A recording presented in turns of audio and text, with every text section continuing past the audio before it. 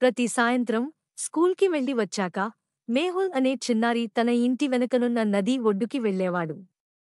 అతడు ప్రతిరోజూ ఒక కాగితం తీసుకుని దాన్ని చిన్న నౌకలా మడిచేవాడు. ఆ నౌకలోకి ఏదో మెల్లగా చెప్పి నదిలో వదిలేస్తాడు. ఆ నౌక నీటిలో తేలుతూ దూరం పోతుంటే మేహుల్ మౌనంగా చూస్తూ ఉండిపోతాడు. అతని తల్లి ఇవన్నీ బాల్కనీలోంచి చూస్తూ ఉండేది. కాని ఎప్పుడూ ఏం చెప్తున్నావని అడగలేదు. ఒకరోజు ఆమె మెల్లగా అతని వెనక వెళ్ళింది. ఆ రోజు మేహుల్ తన గణిత పాఠాల కాగితంతో నౌక మడిచాడు. నీటికి దగ్గరగా కూర్చుని మెల్లగా అన్నాడు, హాయ్ నాన్నా. నేను బాగానే ఉన్నాను. మీరు కూడా బాగుండాలి. నౌక నదిలోకి వదిలేశాడు. అది వినగానే ఆమె కన్నీళ్లు ఆగలేదు. ఇప్పటికే 2 సంవత్సరాలు అయ్యింది మేహుల్ తండ్రి ఆ నదిలో మునిగిపోయి చనిపోయి.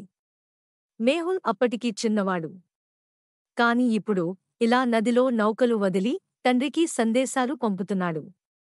నది వాటిని తండ్రి ఉన్న చోటకు తీసుకెళ్తుందనేది అతని నమ్మకం. ఆ రాత్రి తల్లి కూడా ఒక కాగిత నౌక మడిచింది. తల్లి కొడుకు ఇద్దరూ కలిసి మెల్లగా అన్నారు, మేము మిమ్మల్ని మిస్ అవుతున్నాం. నది ఆ ప్రేమను తీసుకెళ్ళింది దూరంగా.